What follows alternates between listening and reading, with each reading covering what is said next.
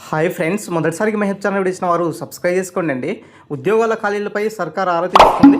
అదేవిధంగా ప్రధానంగా గ్రూప్స్ ఉద్యోగాలకు సంబంధించినటువంటి ఇక్కడ సమాచారం సేకరిస్తున్నటువంటి సమాచారం అయితే ఇది ఇక్కడ రావడం జరిగింది.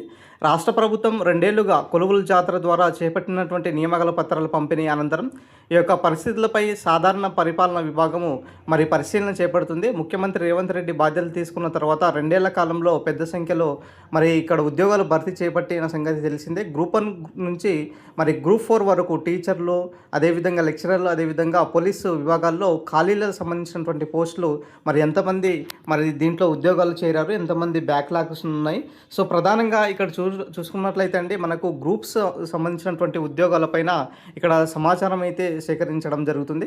మరి గ్రూప్స్ సంబంధించినటువంటి ఫర్ ఎగ్జాంపుల్ మనకు గ్రూప్ 4 వచ్చిన వాళ్ళు మరి గ్రూప్ 2లో వెళ్ళిపోయారు. గ్రూప్ 2 వచ్చినప్పుడు మరి గ్రూప్ 2 వచ్చిన వాళ్ళు గ్రూప్ 1లో వెళ్ళిపోయారు. గ్రూప్ 1 వచ్చిన వాళ్ళు సివిల్ సర్వీస్ అలాంటి ఎగ్జామ్లో మరి వెళ్ళున్నారు.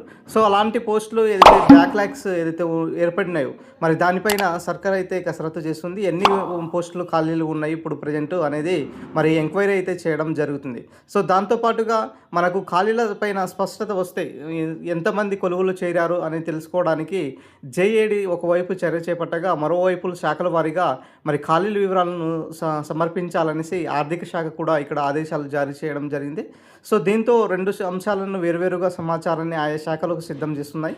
సో జేఏడీ ఆధ్వర్యంలో ఉద్యోగాల చేరికలను సంబంధించినటువంటి సమీక్ష కూడా జరుగుతున్నాయి. కాబట్టి మరియు గ్రూప్ 1 కోసం దాదాపుగా మరి తెలంగాణ రాష్ట్రం ఏర్పడిన కాడ నుంచి దాదాపుగా 563 పోస్టులు భర్తీ చేశారు.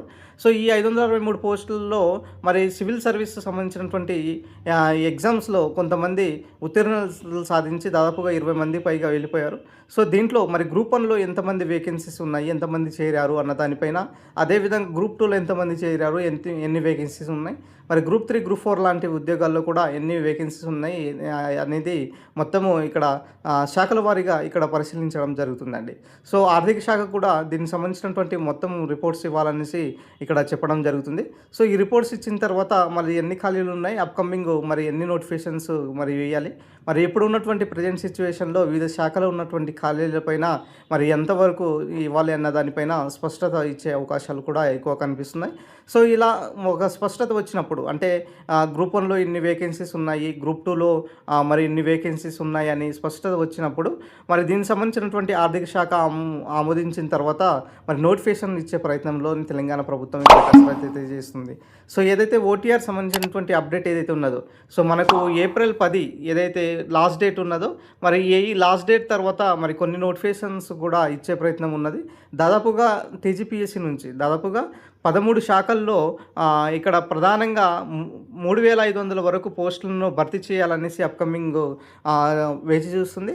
సో ఈ తరుణంలో నిరుద్యోగులు చేయాల్సినటువంటి ఒక ముఖ్యమైనటువంటి పని ఏంటిదంటే మీ ప్రిపరేషన్ను కంటిన్యూ చేసుకోండి.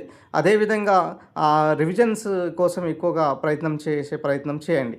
సో ఏదైనా సరే తెలంగాణ నుంచి మరొక భారీ నోటిఫికేషన్స్ ఇచ్చే ప్రయత్నంలో కనిపిస్తుంది. కాబట్టి మరి ఖచ్చితంగా ఇక్కడ మాత్రం 100% మాత్రం నోటిఫికేషన్స్ ఇచ్చే ప్రయత్నంలో కనిపిస్తున్నాయి అన్నమాట. అంటే ఫస్ట్ ఈ శాఖల వారీగా ఖాళీలు తీసుకుంటున్నారు, తర్వాత జేఏడీ కూడా ఇక్కడ రిపోర్ట్స్ ఒకవైపు చర్యలు కూడా చేపడుతున్నారు. ఎన్ని ఖాళీలు ఉన్నాయి, ఎంతమంది మరి జాయిన్ అయ్యారు అన్న దానిపైన కూడా ఒక స్పష్టత వచ్చినట్లయితే నెక్స్ట్ వచ్చేటటువంటి నోటిఫికేషన్స్లో మరి ఎన్ని పోస్టులు వేయాలి, ఎన్ని పోస్టులకు సంబంధించినటువంటి దానిపైన అనేది ఎంక్వైరీ ద్వారా తెలుస్తుంది అనమాట. సో ఈ విధంగా గ్రూప్స్తో పాటు టీచర్లకు సంబంధించినటువంటి నోటిఫికేషన్స్ కూడా దాదాపుగా మనకు 2025 ఎండింగ్ 2000 మధ్యలో మరి చాలామంది టీచర్లు రిటైర్మెంట్ను ప్రకటించారు. సో దానిపైన ఖాళీలు, అదేవిధంగా లెక్చరర్లు, పోలీస్ శాఖల విభాగాల్లో, తర్వాత మనకు మెడికల్ ఆఫీసర్లు, నర్సు, ఫార్మసిస్టులు, తర్వాత ల్యాబ్ అసిస్టెంట్లు, ల్యాబ్ టెక్నికల్లు, సో ఇలా దాదాపుగా అన్ని శాఖలకు సంబంధించినటువంటి ఎంక్వైరీ అయితే తెలుసుకున్నాం. సో ఈ విషయం తెలిసిన తర్వాత మనకు ఇక్కడ 100% నోటిఫికేషన్ వెలువడే అవకాశాలు కూడా దాదాపుగా ఎక్కువ కనిపిస్తున్నాయి అన్నమాట.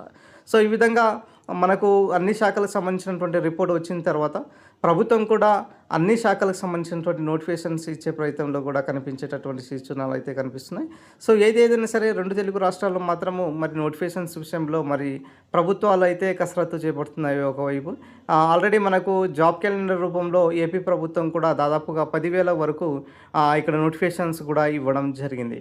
సో ఈ తరుణంలో మరి ఈ తెలంగాణ ప్రభుత్వం కూడా దాదాపుగా 40,000 నుంచి 50,000 ఉద్యోగాలు భర్తీ దిశల్లో చేస్తాము అనేసి కూడా చెప్పడంతో మరి ఖచ్చితంగా అటు ఇటు అయినా కూడా ఈ నెక్స్ట్ నోటిఫికేషన్స్‌లో అంటే ప్రభుత్వము ఇచ్చే ప్రయత్నంలో కనిపిస్తుందనమాట. సో, ఈ శాఖలకు సంబంధించినటువంటి రిపోర్ట్ వచ్చిన తర్వాత నోటిఫికేషన్ ఇచ్చే అవకాశాలు దాదాపుగా ఎక్కువ కనిపిస్తుంది.